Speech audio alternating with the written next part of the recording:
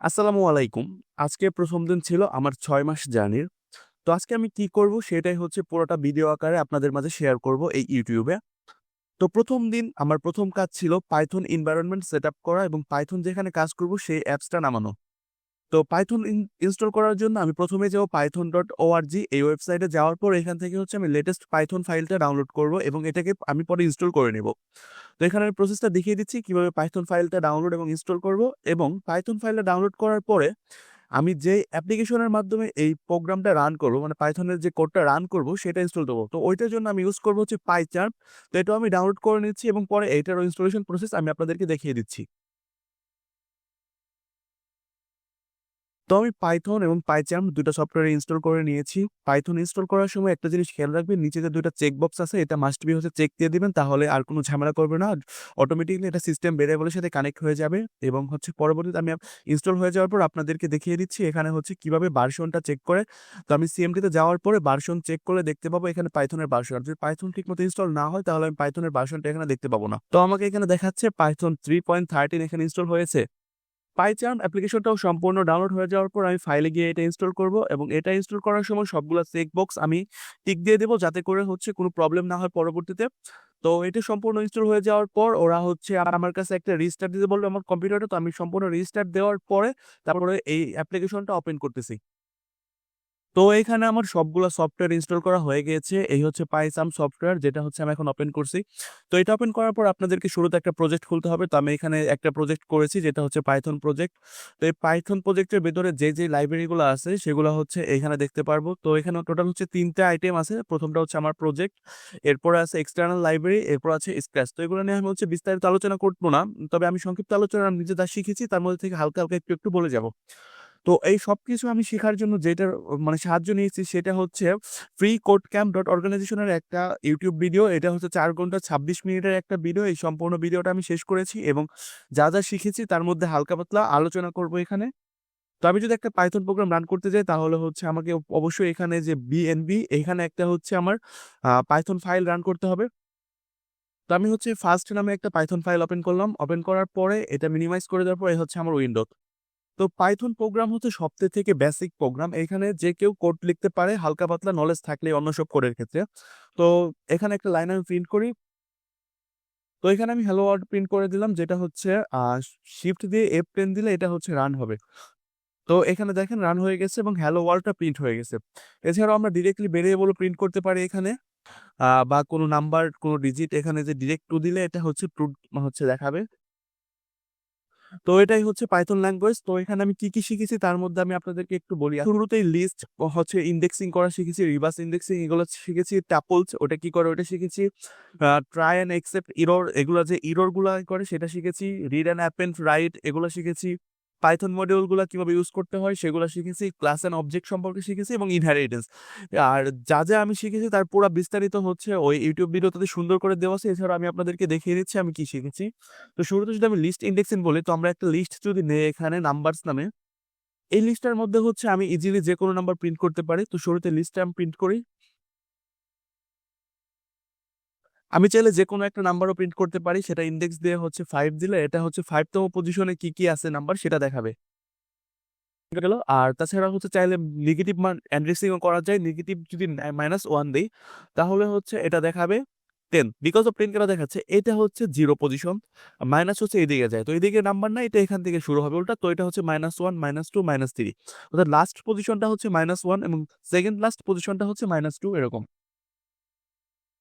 তারপর শিখেছি ট্যাপলস। ট্যাপল জাস্ট হচ্ছে একটা অ্যারে টাইপেরই লিস্ট টাইপেরই যেটাকে হচ্ছে আমরা ডিফাইন করি হচ্ছে এইরকম ফার্স্ট প্যারেনথেসিস দিয়ে। আর এটাতে কোনো মিউটেট করা পসিবল না। অর্থাৎ আমি এখানে কোনো নাম্বার চাইলে ইনসার্ট করতে পারবো না বা কোনো নাম্বারকে চাইলেই চেঞ্জ করতে পারবো না কোনো অপারেটর বা হচ্ছে কোনো ফাংশনের মাধ্যমে। এটা হচ্ছে ট্যাপলস।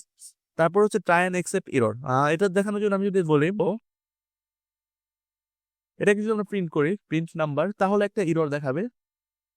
তো এখানে দেখাচ্ছে ডিভাইস বাই 0। তো আমরা এটাকে হচ্ছে এই ইররটাকে না দেখিয়ে আমরা অন্য একটা মানে লাইন দেখাতে পারি। এটা হচ্ছে ট্রাই এন্ড অ্যাকসেপ্ট এর মাধ্যমে হয়। তো division by 0, division by 0 not possible.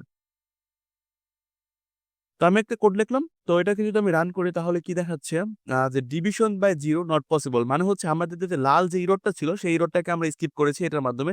তো এটাকে হচ্ছে আরো কিছু এরর স্কিপ করা যায়, যেমন হচ্ছে ভ্যালু এরর আছে একটা।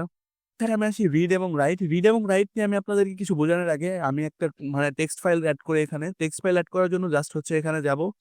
বেডমির সাথে রাইট ক্লিক করব। তারপরে নিউতে যাওয়ার পর আমি হচ্ছে এখানে একটা টাইপ ফাইল। তো আমি এখানে নাম দিচ্ছি ফ্রেন্ডস। ফ্রেন্ড নামে হচ্ছে টেক্সট ফাইল ওপেন করেছি, যেখানে আমার কিছু বন্ধুদের নাম আমি রাখি এখানে যদি।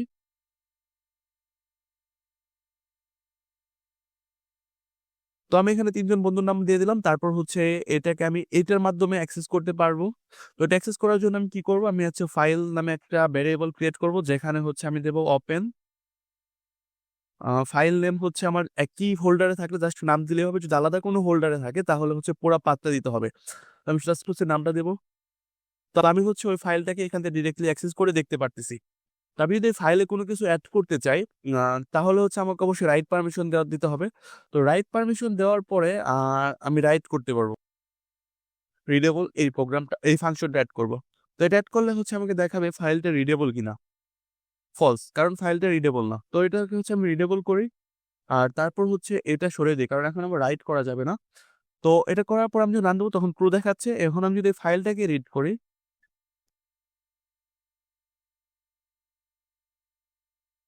সব জিনিসকে কাভার করা সম্ভব না। যেমন ধরেন আমরা যদি অ্যানিমেল হচ্ছে একটা ডাটা টাইপ তৈরি করতে চাই, তখন হচ্ছে আমরা কিভাবে তৈরি করব? সেটাই হচ্ছে এই ক্লাস অ্যান্ড অবজেক্টের মাধ্যমে অনেকভাবে তৈরি করা যায়। ধরো আমরা ইন্টিজারকে কিভাবে ডিফাইন করি? যে এটা হচ্ছে কোনো নাম্বার হবে, এটার কোনো দশমিক সংখ্যা থাকবে না। এরকম কিছু কন্ডিশন থাকে। সেটা হচ্ছে ইন্টিজার। তো এরকম অ্যানিমেলেরও কিছু কন্ডিশন আমরা সেট করে দেব, যে অ্যানিমেলের ২ টা হাত, ৪ টা হাত, সরি ৪ টা পা থাকবে। লেজ থাকবে, তাহলে সে হচ্ছে অ্যানিমাল। এরকম করে আমরা ক্লাস ডিফাইন করব, যেটা হচ্ছে one types of data types. Class and অবজেক্টের অন্যতম উদাহরণটা হচ্ছে এটা অত্যধিক সহজভাবে আমি বুঝিয়েছি, যেখানে হচ্ছে আমি স্টুডেন্ট নামে একটা ক্লাস তৈরি করেছি ফার্স্ট নামের ফাইলের ভেতরে। তো এটা হচ্ছে ফাইল নেম, এটা হচ্ছে ক্লাস নেম। তারপরে হচ্ছে ডেফ, এটা হচ্ছে একটা ফাংশন ক্রিয়েট করব, যেটা হচ্ছে ইনিট নামে হচ্ছে একটা কনস্ট্রাকটিভ ফাংশন, কনস্ট্রাক্টর বলে এটাকে। তো এর ভেতরে একটা সেলফ নামে প্যারামিটার আগেই দেওয়া থাকবে এবং এটা হচ্ছে সবসময় দেওয়া থাকবে। এটা চেঞ্জ করার কোনো প্রয়োজন নেই। চাইলে অন্য কোনো নামও দেওয়া যাবে। বাট যেহেতু সার্বজনীন সমস্ত ডেভেলপার এটা ইউজ করে, তো এটাই নরমালি ইউজ করা হয়। তো তারপরে হচ্ছে স্টুডেন্টের আমি কি প্যারামিটার ইউজ করব সেটা দেবো। তো আমি নেম এবং এজ নামে ২ টা প্যারামিটার দিয়েছি। তো এটা দেওয়ার পর আমি হচ্ছে সেলফ ডট নেম, এটা হচ্ছে আমি যখন হচ্ছে নেমটা অ্যাসাইন করব, তো আমি এই যে নেমে যে নামটা থাকবে সেটাকে সেলফ ডট নেমে অ্যাসাইন করব, এরকম কিছু একটা। তারপর হচ্ছে এজের ক্ষেত্রেও সিমিলার কথা। এটা করার পর আমি এখানে হচ্ছে ডাটাগুলা এন্ট্রি করব কিভাবে?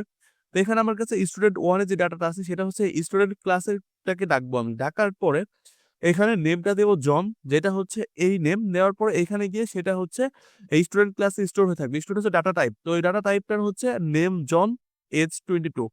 আরেকটা স্টুডেন্ট 2 নামে ডাটা টাইপ আছে, সেটার হচ্ছে নেম মাইক, এজ 34। তো এইভাবে হচ্ছে আমি স্টুডেন্ট 2 ডট নেম, এটা হচ্ছে ভেরিয়েবলের মানে যে টাইপটা আছে সেই টাইপ ডট নেম দিয়ে আমি হচ্ছে সেটা কি বলে এটাকে অ্যাক্সেস করতে পারবো। তো এটা হচ্ছে আমার ক্লাস এন্ড অবজেক্টের কাজ। এটা দ্বারা অনেক ভালো ভালো কাজ করা যায়। যেমন আমি নিজে একটা এমসিকিউ টাইপ হচ্ছে বানিয়েছি, যেখানে হচ্ছে একটা কোশ্চেন থাকবে, ওটার মাল্টিপল চয়েস কোশ্চেন। তো কতগুলা অপশন থাকবে নিচে, কোনটা কারেক্ট হবে সেটা গেস করবে, সেটা দিবে। যদি সঠিক হয় নাম্বার দেখাবে, এরকম। তো তোমরা চাইলেও এরকম আরো কিছু প্রজেক্ট তৈরি করতে পারো। আর আমি আরেকটা জিনিস যেটা শিখেছি সেটা হচ্ছে ইনহেরিটেন্স। তো ইনহেরিটেন্সটা হচ্ছে একটা ক্লাসের ফাংশন গুলারে অন্য একটা ক্লাসে দিয়ে ইউজ করা। তো আমি যেখানে এখানে স্টুডেন্ট নামে একটা ক্লাস তৈরি করছি, আমি যদি আরেকটা ক্লাস তৈরি করতাম ওই পাশে টিচার্স নামে, তো আমি যদি এই স্টুডেন্ট ক্লাসের কোনো একটা জিনিস ওইখানে অটোমেটিক্যালি মানে তৈরি না করে বা কপি পেস্ট না করে ওইখানে ইউজ করাটাই হচ্ছে ইনহেরিটেন্স। তো এটা হচ্ছে তোমরা দেখতে পারো ওই ভিডিওতে আছে। তো এই হচ্ছে আমার আজকে দিনে শেখা, আমি এগুলো শিখেছি। তো আমার এখন মেন মোটিভটা হচ্ছে ওওপি মানে অবজেক্ট ওরিয়েন্টেড প্রোগ্রামিংটা শেখা। ওটা হচ্ছে সফটওয়্যার ডেভেলপারে বা অনেকে ওইটা দ্বারাই কাজ করে। তো ওইটা হচ্ছে মানে একেবারে যে আজকে যে পাইথন প্রোগ্রামটা আছে এটা ডিরেক্টলি ইউজ হওয়ার সম্ভাবনা খুব কম। ওওপি দ্বারা ইউজ হয়, ওই প্রসেসটা হচ্ছে বেশি ইউজেবল। তো আমি ওইটা শিখবো। কালকে হচ্ছে আমার মেইন গোল হচ্ছে ওইটা শেষ করা। তো আমি ওপি শেষ করে আপডেটটা আপনাদেরকে জানাবো। তো আজকের আপডেটটা ছিল বেসিক পাইথনের উপরে। বেসিক পাইথনের পুরো কোর্সটা আমি শেষ করেছি এবং বেসিকে যা যা আছে সবকিছু শেষ করেছি। তো কালকে অবশ্যই ভিডিও দেখার জন্য আজকের ভিডিওটা সাবস্ক্রাইব বা হচ্ছে লাইক দিয়ে রাখি, যাতে কালকের ভিডিওটা আপনার কাছে এবং কালকে আমি কি শিখি সেটা আমি আপনাদেরকে শর্ট নোট হিসেবে জানিয়ে দিতে পারি। আর আপনারা আমার ভিডিও দেখে শিখবেন না। আমার ভিডিও দেখে চাইলে আপনারা নিজেরা ধারণা নিতে পারেন যে আপনাদের কি শেখা উচিত, বা আপনারা আমাকে ধারণা দিতে পারেন আমার কি শেখা উচিত ভালো কাজের জন্য। আসসালামু আলাইকুম। আল্লাহ হাফেজ।